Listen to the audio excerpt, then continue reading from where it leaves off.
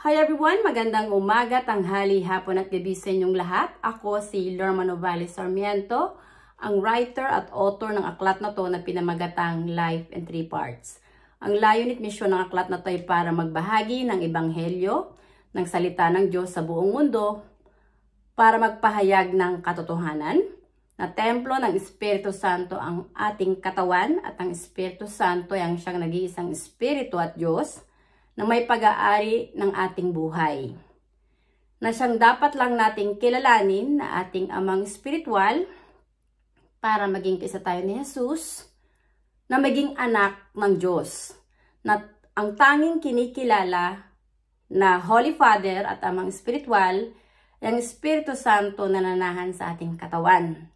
At sa araw na to, ang topic ko ay Armageddon, PRRD supporters versus Juan Ponce Enrile and BBM. Sinabi ni Jesus na suriin niyo ang bawat espiritu kung ito'y nasa panig ng Diyos. Sapagkat maraming ang mga tao, yung mga bulaang propeta ang nagkalat dito sa mundo, nagagamitin yung pangalan ni Jesus. Nagbabala si Jesus na mag-ingat sa mga bulaang propeta, na animoy tupa, ngunit ang puso nila ay sa halimaw. Gusto ko ipabatid sa inyo ang katotohanan na ang Armageddon, yan yung huling labanan na magaganap bago pa yung katapusan at paghuhukom ng Diyos. At gusto kong ibahagi sa inyo na ang maghuhukom sa ating kaluluwa ay ang Espiritu Santo dahil siya yung may pag-aari ng ating katawan at kaluluwa. At ipinagbabawal ng Diyos ang sumamba ka sa mga rebulto, santo-santo at Diyos-Diyosan. Sinabi ng Panginoon, huwag kayong gagawa ng rebulto na inukit sa kahoy o sa bato na inyong sasambahin sa inyong lupain. Ako si Yahweh, ang Diyos ninyo. Ang ating katawan ay templo ng Espiritu Santo, hindi templo ng rebulto.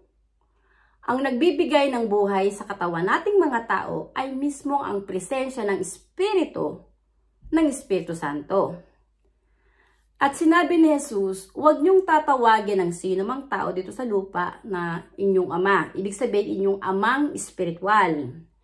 Sapagkat iisa lang ang amang espiritual at iyon ay ang ama ni Jesus na nasa langit. Ang Espiritu Santo ay ang siyang lumalang ng langit at lupa. Siya ang may pag-aari ng katawan natin at siya rin ang may pag-aari ng ating kaluluwa. Sinabi ni Jesus, huwag matakot sa may kakayang pumatay ng katawan, ngunit hindi ng kaluluwa.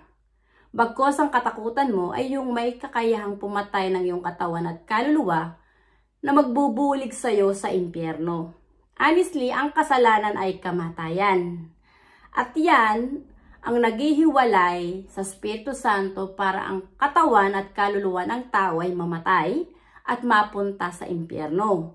Ang naging misyon ni Jesus ay hulihin ang bawat kaluluwa na tanggapin ang katotohanan na templo ng Espiritu Santo ang ating katawan.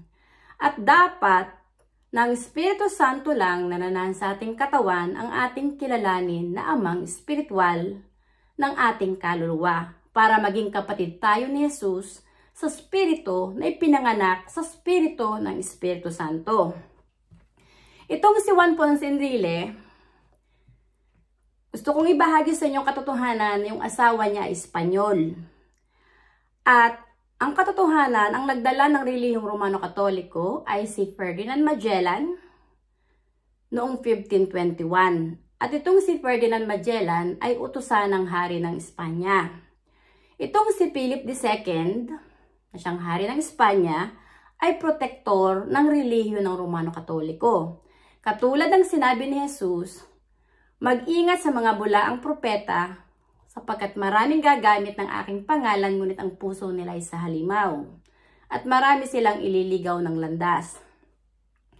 Sa relihiyong Romano-Katoliko, hinihikayat ng mga pari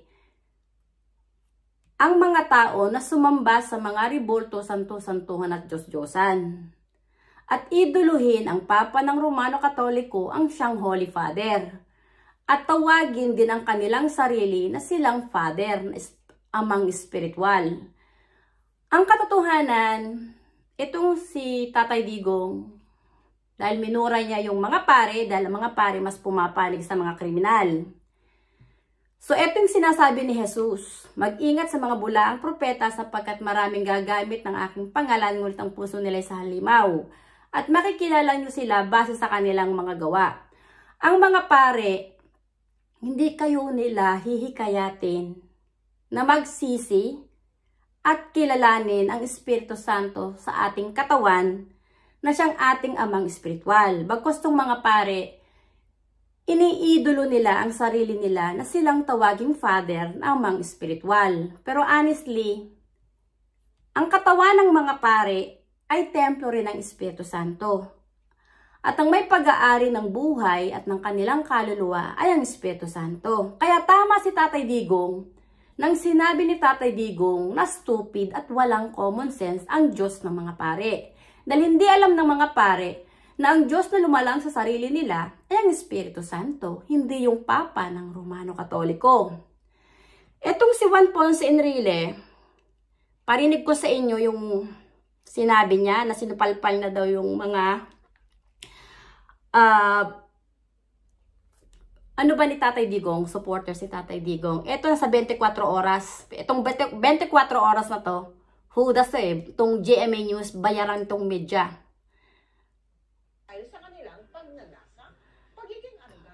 Eto, sinabi, si Chief Presidential Legal Counsel Juan Ponce Enrile tungkol sa anyay karma. Sa kanyang Facebook post, sinabi ni Enrile na nakakaawa at nakakatakot na kabalintunaan ang paghahanap ngayon ng ustisya ng mga taong nagsagawa noon ng di makatarungan at bayolenteng mga aksyon. Ngayong desperado na, nagsasagawa daw sila ng mga prayer rally para humingi ng tulong sa Diyos na dati nilang tinawag na stupid. Sinisisi nila ang lahat maliban sa kanilang mga sarili para sa mga problema dabo. Yung sinabi na nito, na itong babaeng ito na si Mel Chanco, dahil si Mel Chanco, tanga din naman yan eh. Honestly, tanga. Si Mel Chanco, stupid din yan. Dahil hindi niya alam na yung katawan niya, templo ng Espiritu Santo. At ang Diyos na lumalang sa kanya na may pag-aari ng buhay niya ay ang Espiritu Santo. Hindi yung Diyosan ng mga pare.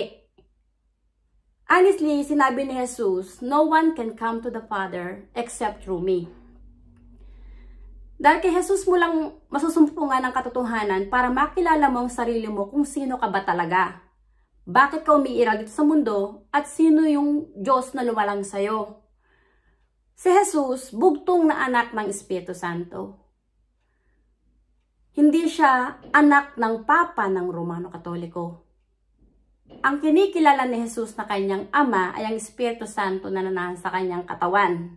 Kaya itong si Enrile, nang sinabi niya na si Tatay Digong daw ay kinarma, honestly, sila yung ilulubog ng Holy Spirit. Itong si Juan Ponce Enrile, hindi nila alam yun. Itong si Juan Ponce Enrile ay may puso yan ng traidor.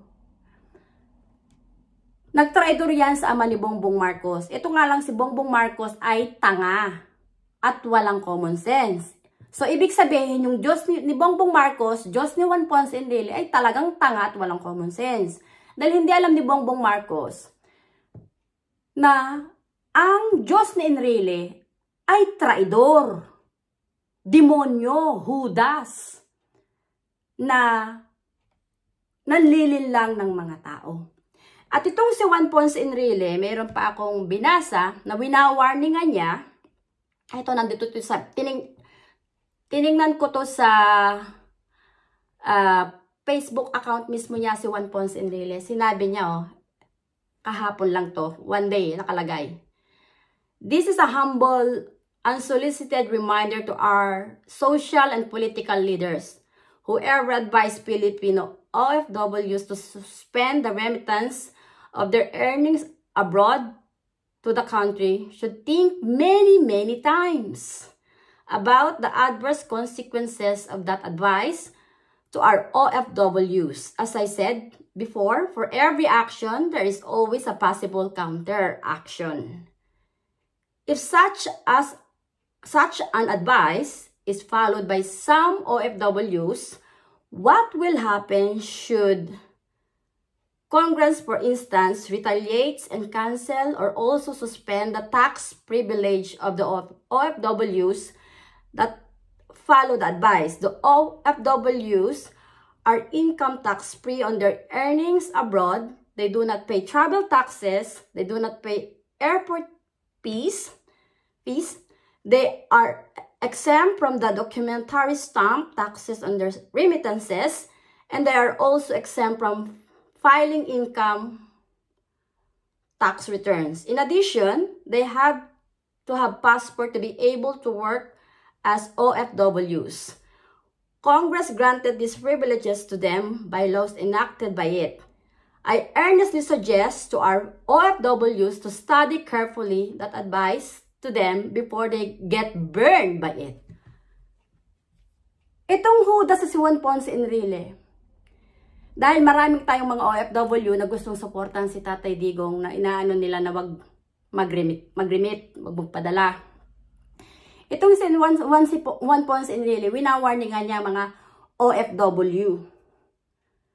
Yung sinasabi niya na yung counteraction, gusto ko lang gisingin ang inyong mga diwa, mga followers ni Tatay Digong. Bawat katawan natin, templo ng Espiritu Santo. Si Juan Ponce Enrile, ang mga Roman Catholic leaders, walang power sila sa atin. Honestly, yung mga Judas na yan, kaya sinabi ko ang labanan ay labanan spiritual na, yung Armageddon. Dahil obvious naman na nangyayari na sa kasalukuyan, na kung sino yung matitino, silang ibinababa nitong mga Judas. Dahil sila yung nasa posisyon. Pero tayong mga tao, honestly, may power tayo eh. With the power of the Holy Spirit, we will gather it all together and we will crush their spirit. We will crush their head. Yung ulo ni Juan Ponce Enrile, dahil Judas yan, traidor yan, ahas yan, katulad ni Bongbong Marcos, hindi nyo dapat sila pinapanatili sa gobyerno. Dahil sila yung mga corrupt na leader sa gobyerno. Sila yung mga magnanakaw. Honestly, yan si Juan Ponce Enrile, nakasuhan niya ng plunder sa pork barrel. Pero nung naging chief legal counsel na siya, naging advisor ni Bongbong Marcos, nilakad dito si Juan Ponce Enrile ng kanyang pangalan ay malinis. Ma-acquit yung kanyang pangalan sa pagkakasangkot sa plunder. Ganyan kahuda si Juan Ponce Enrile. Pero gusto kong ibahagi sa inyong katotohanan na si Juan Ponce Enrile ay traidor. Ahas yan.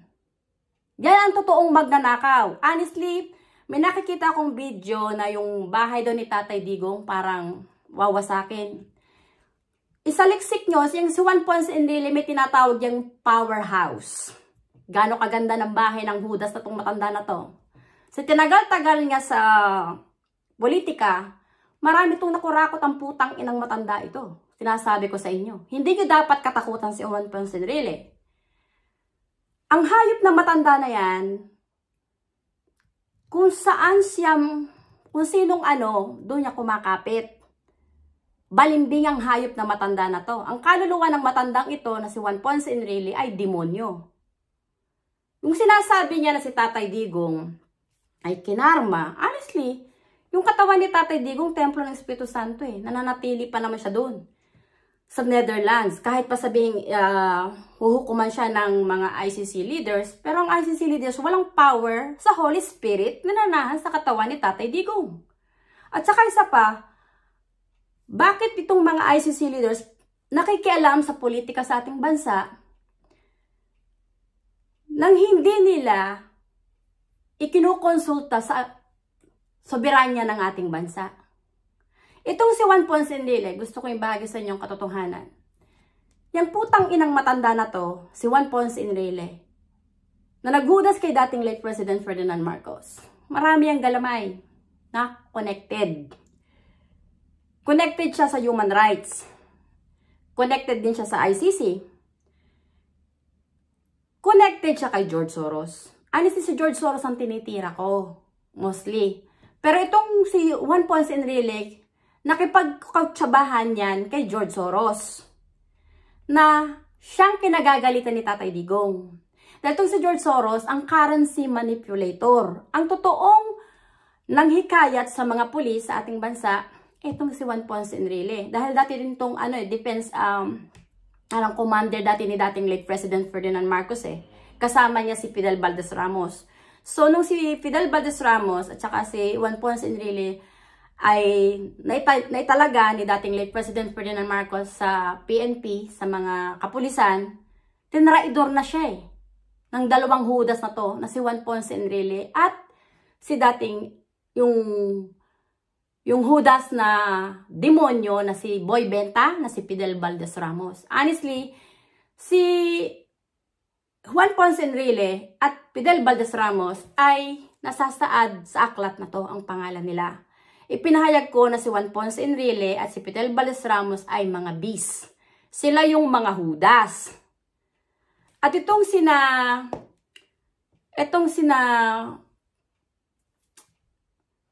Juan Ponce Enrile, connected yan kina George Soros, kina Loida Nicholas Lewis. Kung panonoorin nyo yung si Loida Nicholas Lewis, lumabas na naman. Sinabi niya na si Tatay Digong daw ay kinarma, nakakarma na. Pero honestly, sila yung dudurugi ng Holy Spirit Yung mga hudas na to, si Juan Ponce Enrile, dahil sila yung mga traidor. Sila yung may puso ng sa demonyo. Ang hindi nalalaman nitong si Juan Ponce Enrile, ito sinabi to talaga ni Jesus. Ang di mo ginawa sa akin ay di mo rin ginawa sa iyong kapwa.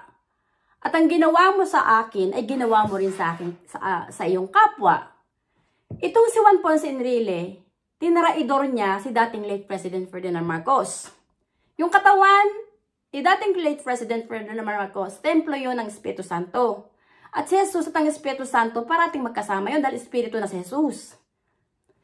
Itong hudas sa si Juan Ponce Enrile, yung mga pulis na senatore, yung sina Anyo, na nagtraidor kay Tatay Digong. Kasi itong si Anyo, tinulungan niya ni Tatay Digong na tumaas ang ranggo niya.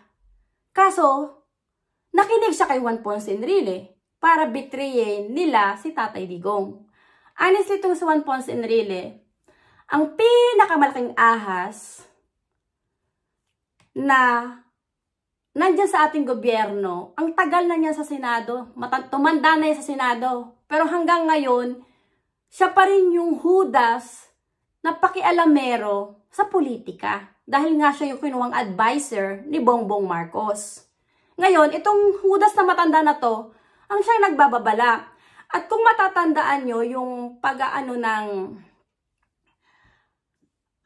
yung iglesia daw ni Cristo, pero iglesia yun ni Manalo. Dahil ang iglesia ni Cristo, ang sinasamba lang ni Cristo yung Holy Spirit.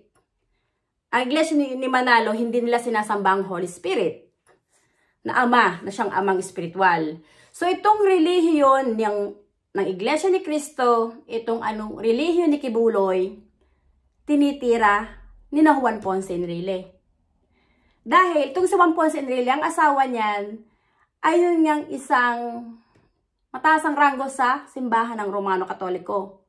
Philippine Ambassador of the Holy See, yung asawa niya.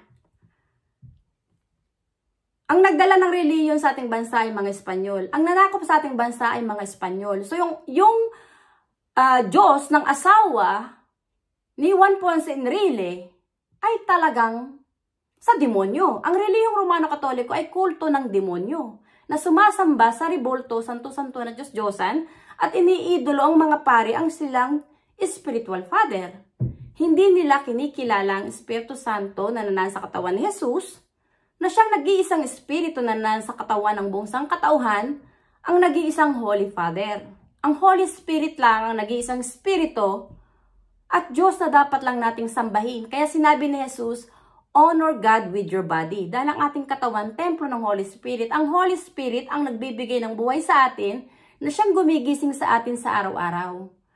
Hindi ang pera, hindi ang mga pare, hindi ang mga ribulto, santo-santuan at Diyos-Diyosan na dinala ng mga Espanyol.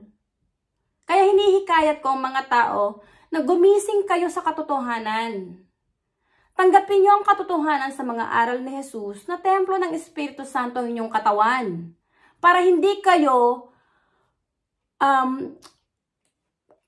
maloko, hindi kayo malinlang.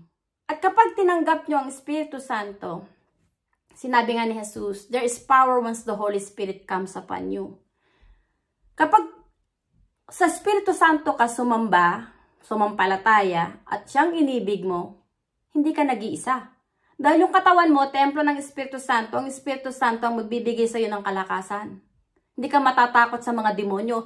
Bibigyan ka ng autoridad ng Espiritu Santo na yasakin mo ang kaluluwa ng mga Judas, ng mga ahas, ng mga traidor. Hindi ka magpapaapi sa kanila. Babalikan mo sila. Kaya itong sinasabi nila sa mga OFW, itong si Juan Ponce Enrile, na parang binabalaan niya ang mga OFWs na kung gagawin nila yung hindi pagre-remit, ay may consequences bang tatanggapin ang mga OFW. Mawawala yung mga sinasabi niya mga libre na kailangan mag-tax ngayon ng mga tao. Pag nagpadala ng pera, kailangan pang mag-tax. Ito yung katarantaduhan ni Juan Ponce Enrile. Minamanipula niya ang politika sa ating bansa. Honestly, ito ang gusto kong ibahagi sa inyo. Noong naging Chief Legal Counsel itong si Juan Ponce Enrile, nagkaroon siya ng power na manipulahin ang politika. Lahat ng mabubuting leader na itinalaga ni Tatay Digong, pinagtatanggal niya. Yang sina Atty. Trixie, yung Vic Rodriguez, yung sinabadoy, itong si Ka Eric, siya yung naglalabas ng baho naman ng Romano Katoliko. Na yung maraming mga NPA na yung mga tao nire-rape. Yung ng kanilang mga commander, yung mga kababaihan. Tapos, ang mga nagsusuporta sa kanila ay mga pare at madre. Ang mga pare at madre, hindi yan sugo ng Diyos, hindi yan naging kaisa ni Jesus. Na ang Espiritu Santo ang naghahari sa buhay nila. Ang mga madre at mga pare ay mga kampo ng kadiliman. Ang labanan natin dito sa mundo ay hindi laban sa laman at dugo, kundi laban sa mga demonyong to. Sa mga Judas. Sinabi ni Tatay Digong na dudurugin niya ang simbahan ng Romano Katoliko. Napanood ko yan sa kanyang video. So, mainit ang dugo ng mga Roman Catholic leaders kay Tatay Digong dahil minura niya ang Diyos ng mga pare. Tapos sinabi ni Tatay Digong na dudurugin niya ang simbahan ng Romano Katoliko. Well, honestly, si Tatay Digong is a chosen spiritual warrior na ipinahayag ko dito sa aklat na to. Narito yung pangalan ni Tatay Digong.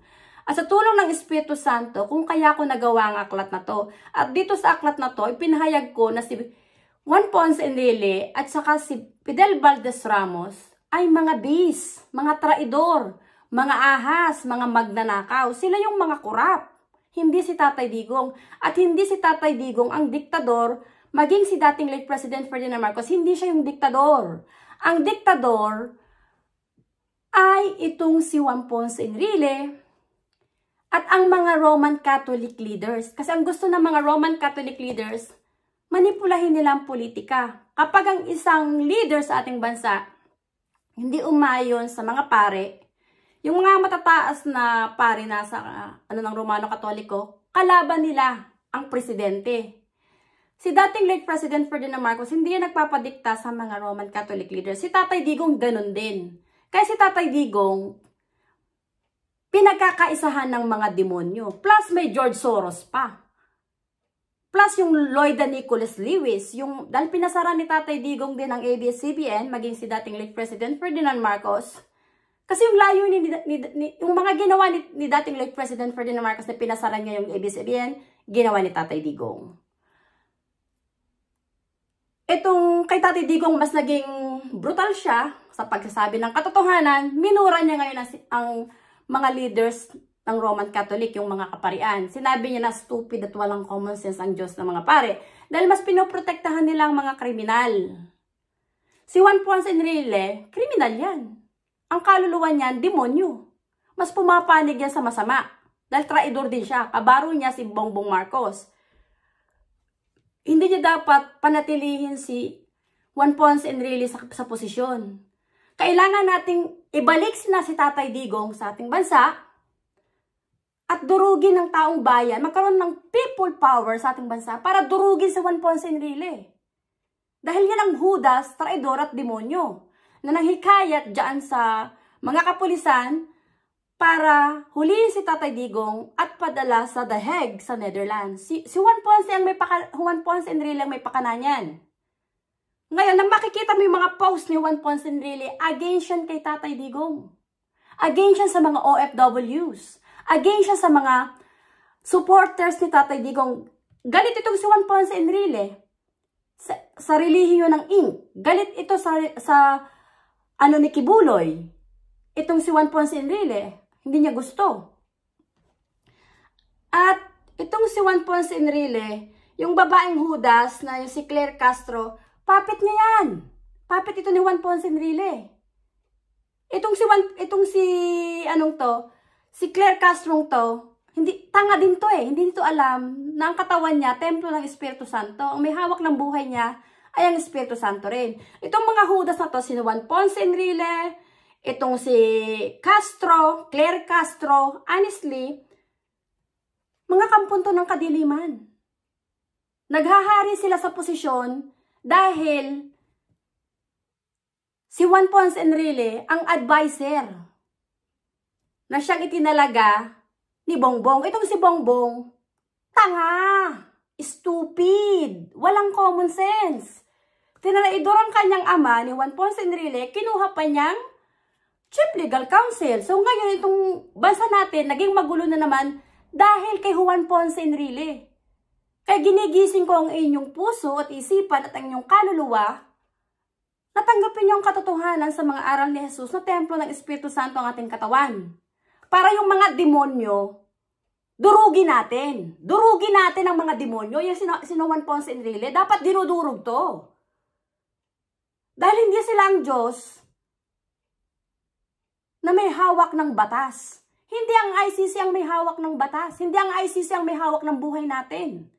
Ang Espiritu Santo na nasa ating katawan, ang siyang may pag-aari ng ating katawan at kaluluwa. Siya lang ang dapat nating katakutan.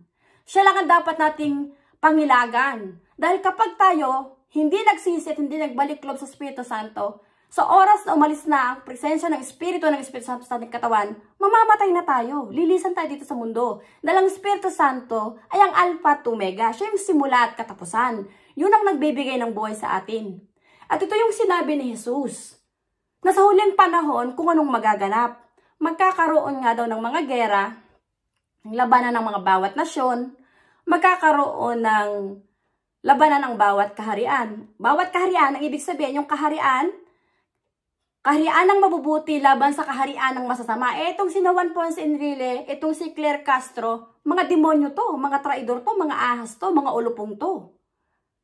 Mas tayo, mga tao sa ating bansa, dapat magkaisa. Magkaroon ng people power. Kalampagin niyo yan, puntahan niyo sa Malacanang ang mga demonyong to. At kayong mga pulis na mga tanga na nagpauto kay Juan Ponce Enrile, tatandaan nyo ang katawan nyo, templo rin ng Espiritu Santo. At kung hindi kayo magsisisi at hindi kayo magbabalik sa Espiritu Santo, na maglalakbay sa Espiritu at katotohanan dahil mas sasambahin nyo ang pera, dahil natapalan kayo ng pera, tatandaan nyo, hindi kayo pwede magsilbi sa dalawang Panginoon. Hindi ka pwede magsilbi ng sabay sa Diyos at sa pera, mamimili ka lang. Kapag ang inibig mo ay ang pera, sinasabi ko sa inyo, ang pera, ginawa lang yan ng kamay ng tao. Ang ating kaluluwa, Espiritu yun, pinanganak sa Espiritu ng Espiritu Santo. Yun yung buhay natin. Ngayon, kapag sinamba mo yung pera, yung kaluluwa mo, mahihiwalay sa Espiritu Santo, so mamamatay ang kaluluwa mo. Ngayon, itong mga pulis na tumalikod kay Tatay Digong, hinihikayat na mag-repent na kayo, ilabas nyo ang katotohanan, magsisi kayo, magbalik loob kayo sa Espiritu Santo. Kung gusto nyo na ang kaluluwa nyo huwag mapunta sa impyerno. hinihikayat ko kayo na tumalikod kayo kay Juan Ponce Enrile. Dahil si Juan Ponce Enrile ay traidor, Judas at ahas. Ang kaluluwa niyan, wala sa panig ni Jesus, wala sa panig ng Espiritu Santo. Dahil itong si Juan Ponce Enrile, hindi niya kinikilala ang Espiritu Santo sa puso niya, ang Holy Father. Honestly, itong 2025, ito na yung katapusan ng pamumuno ni Bongbong Marcos. At yung Pope ng Roman Catholic, ito na yung end time. Yan ang pinakahuling Pope. Yung si Francisco. Si Francis.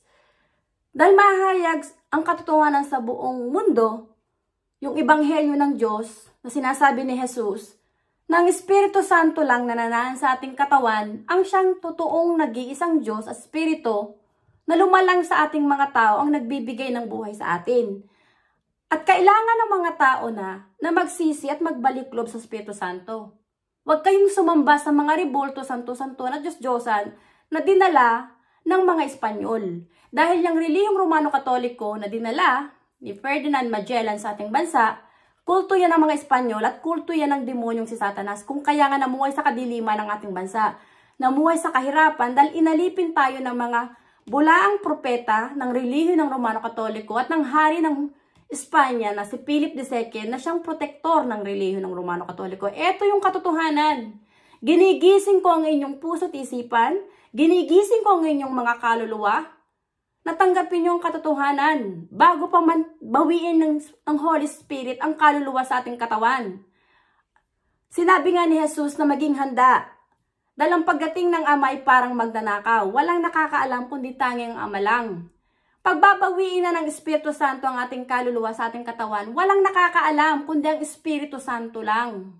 Ngayon, kung hindi ka magsisisi, hindi ka magbabalik loob sa Espiritu Santo, lumisan ka dito sa mundo na hindi mo kinilala ang Espiritu Santo ang iyong amang espiritual dahil mas inidolo mo ang mga pare at ang Papa ng Romano-Katoliko.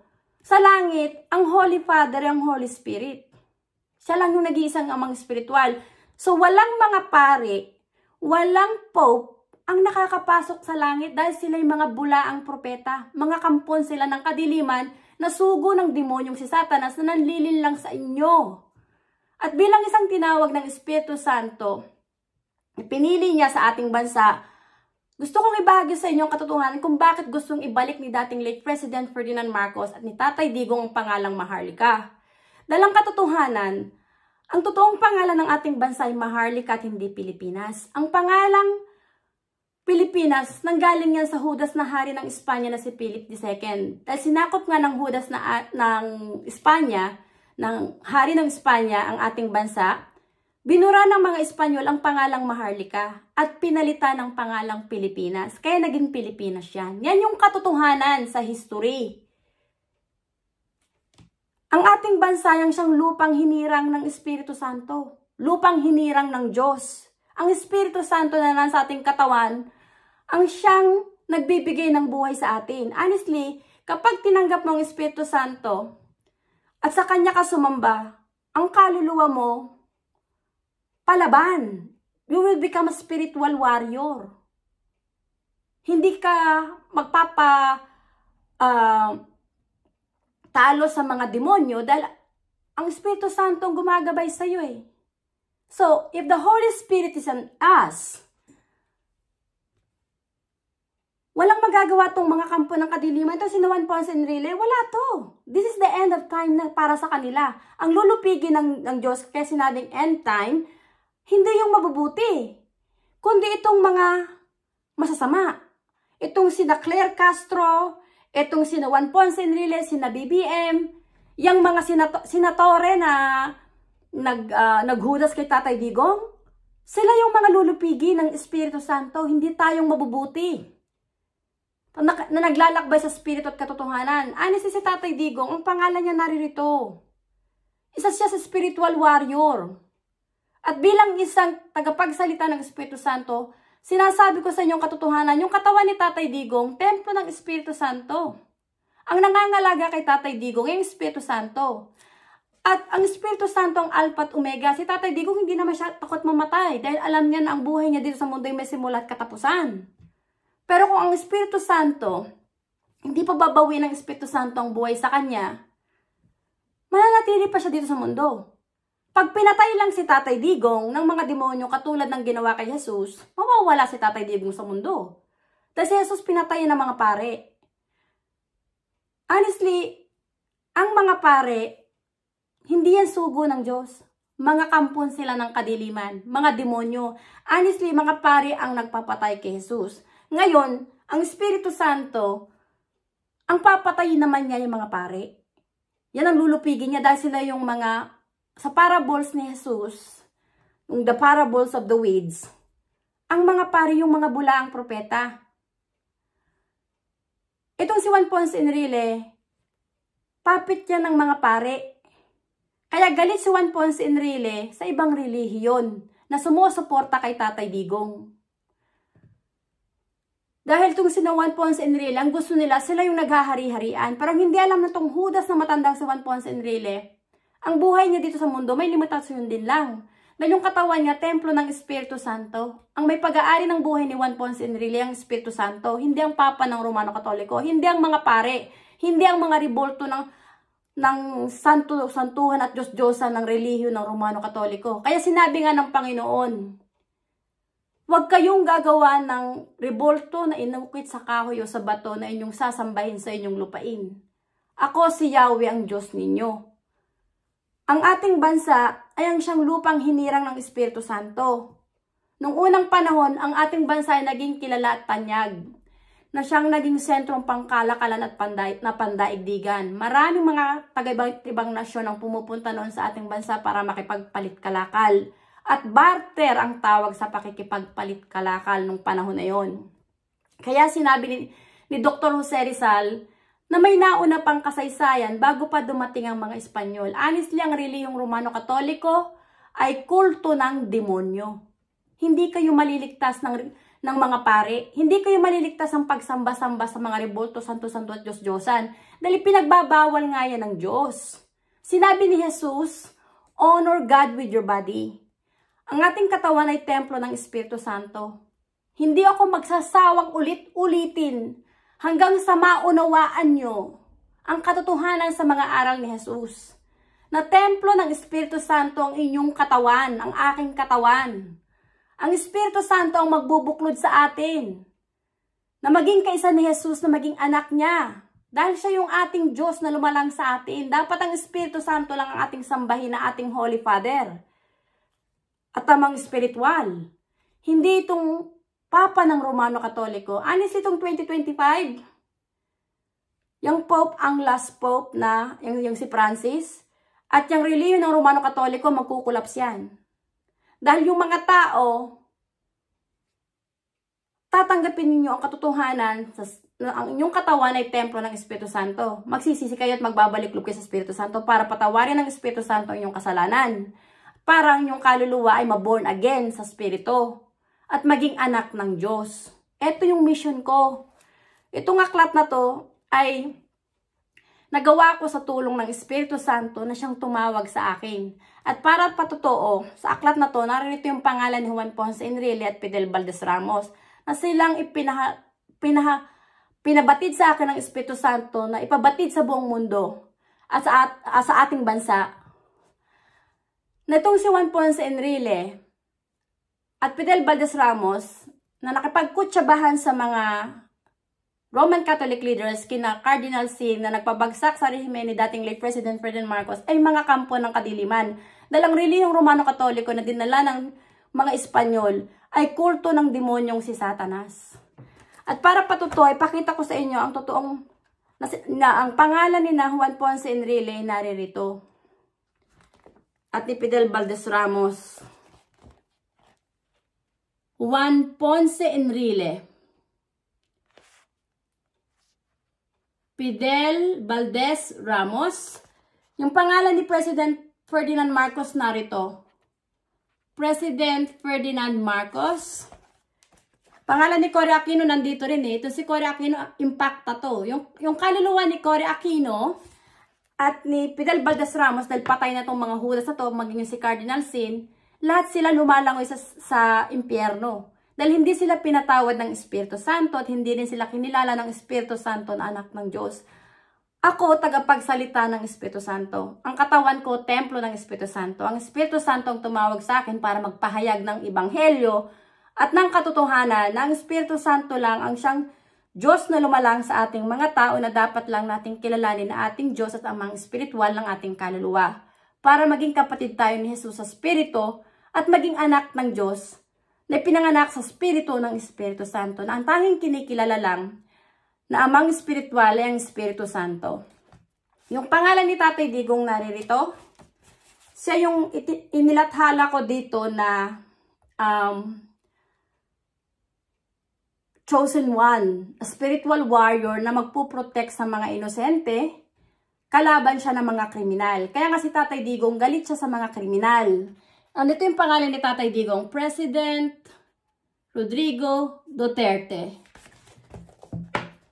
Sinabi ni Tatay Digong na kapag ang kriminal ikinulong mo, papalabasin mo, tapos gagawa na naman ng krimen yan, maghahasik na naman yan ng lagim sa pamayanan. So, para sa kay Tatay Digong, hindi mo na dapat buhayin pa yung mga kriminal dahil sila yung mga salot sa lipunan at sila yung mga nasa panig ng demonyong si Satanas. Kaya si Tatay Digong, honestly, ang mission niya ay pahalagahan ang inyong kaluluwa. Kaya maraming mga taong nagmamahal kay Tatay Digong dahil naramdaman nila ang totoong pagpapahalaga at pagmamahal ni Tatay Digong sa kapwa niya. Itong si Juan Ponce Enriling demonyo, tumanda na ang putang inang matanda ito, magpas hanggang ngayon, Judas pa rin. Pero hindi nalalaman ng Judas na to, yung sina Claire Castro, sila yung mga salot, nabibigkisin ng mga anghel ng Diyos na nakalagay sa Biblia, sinabi ni Jesus sa Parables of the Weeds. Itong sina Juan Ponce Enrile, sina Claire Castro, yung mga Judas na naging kasamahan ng mga to, yun yung dapat huhulihin ng mga tao na siyang anghel ng Diyos na nasa panig ng Espiritu Santo, nabibigkisin tong mga demonyong to. At ito yung mga to ang susunugin ng Espiritu Santo. Sasabihin ng Espiritu Santo sa kanyang mga anghel, nabigkisin nyo itong mga demonyong ito, itong kaluluwa ni na Juan Ponce Enrile, itong si Claire Castro, yung sina BBM, yung lahat ng against kay Tatay Digong, bibigkisin nyo yan. At sila yung susunugin. Dahil sila yung mga masasamang damo. Nandito na tayo sa huling panahon. Sinabi nga ni Jesus, there's power once you receive the Holy Spirit. Honestly, ang Holy Spirit yung advocate, magiging advocate mo na magta-translate sa'yo para malaman mo ang katotohanan kung ano yung mga itinuturo ni Jesus. Dahil yung mga itinuturo ni Jesus na mga aral, nagmula mismo sa Espiritu Santo. Yun ang magbibigay sa'yo ng karunungan at kaalaman para maunawaan mo kung bakit ka nabubuhay at umiira dito sa mundo ay dahil sa presensya niya. Honestly, itong si Juan Ponce Enrile, sila yung kakarmahin. Ibababa sila ng Espiritu Santo, si Tatay Digong, ang itataas ng Espiritu Santo.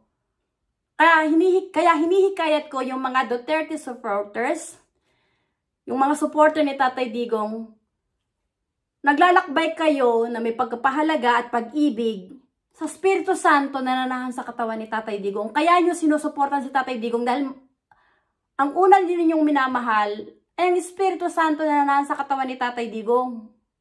So, bawat katawan natin, templo ng Espiritu Santo, we will unite, gathered by the power of the Holy Spirit to defeat all these evil forces, the wicked leaders in this world. Si Juan Ponce Enrile, kabilang yan. Judas tong matandang to, traidor to.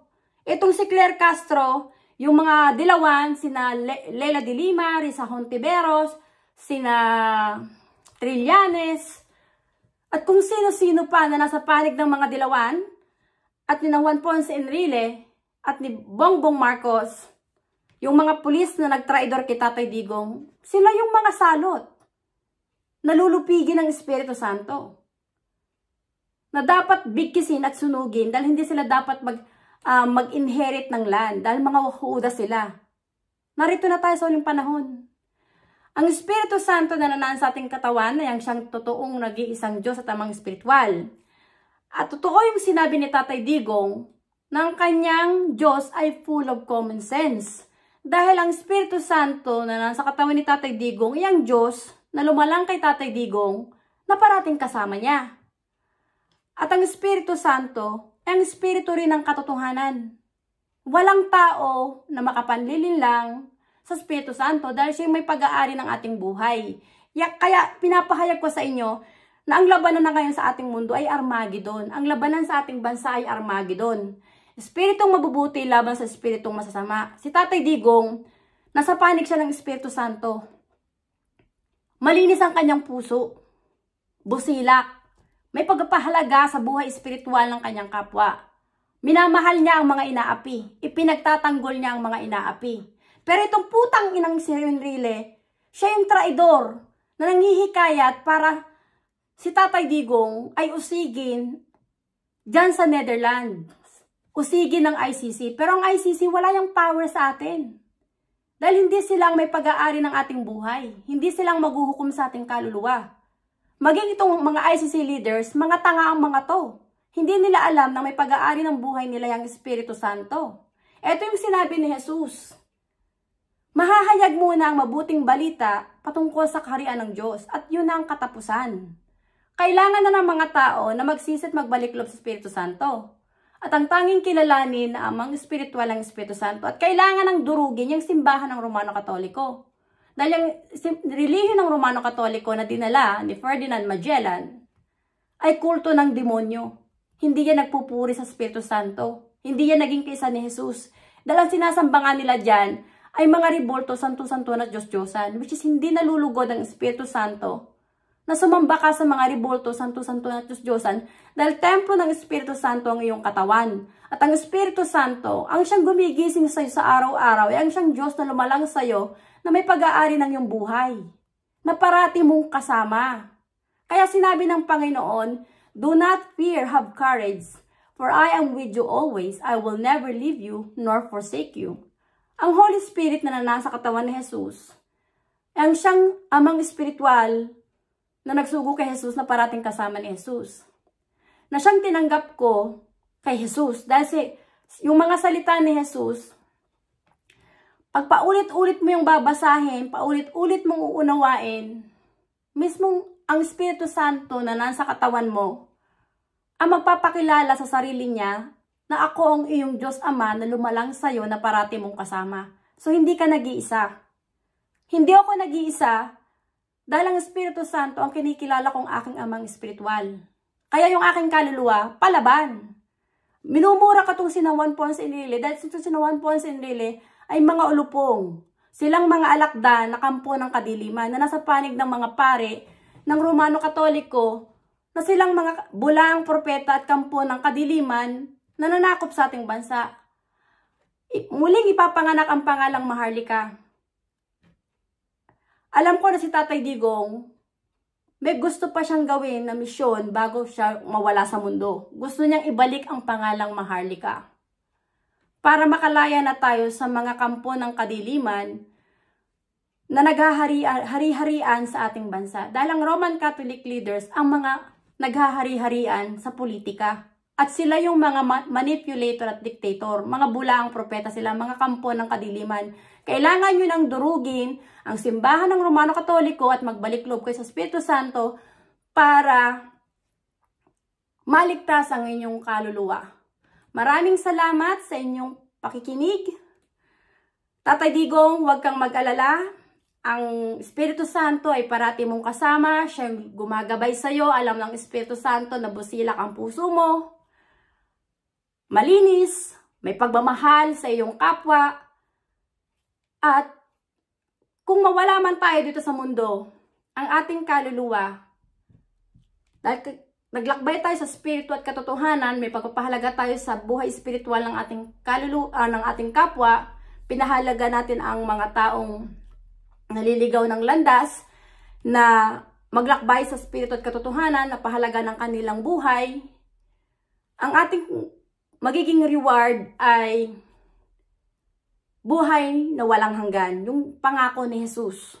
Dahil yung ating kaluluwa, pag umalis na yan sa ating katawan, babalik lang yan sa kaharian ng Diyos Ama, sa Espiritu Santo.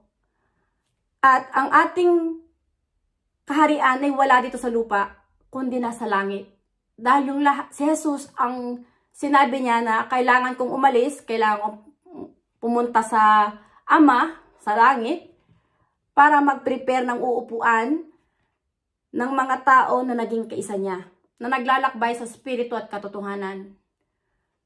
Kaya, Tatay Digong, isa kang hero, isa kang mabuting halimbawa na dapat tularan. Itong sina Juan Ponce Enrile ay mga kampo ng kadiliman na dapat nang durugin. Sa ngalan ng Espiritu Santo, alam ko na ang plano ng Espiritu Santo ay magampanan mo pa yung mga mithiin mo sa buhay na matanggal yung tungkol sa mga droga, maging malinis ang ating bansa, at dudurugin mo pa ang simbahan ng Romano Katoliko. Dahil ang Romano Katolikong simbahan na dinala ng mga relihiyon, na dinala ng mga Espanyol ay walang idinulot na kabutihan, kundi kahirapan, pagsikil sa kalayaan at kapayapaan. Mabuhay ang Maharlikans! Yan ang dapat nating isigaw. Hindi tayo mga Pilipino by spirit and by heart, but we are the Maharlikans. Dahil yun ang totoong pangalan ng ating bansa. Na muling ipapanganak sa tulong ng Espiritu Santo. At lulupigin ng Espiritu Santo ng Diyos ang relihiyon ng Romano Katoliko na dinala ni Ferdinand Magellan. At yun ang katapusan. Maraming salamat sa inyong pakikinig at hanggang sa muli. Bye! Thank you!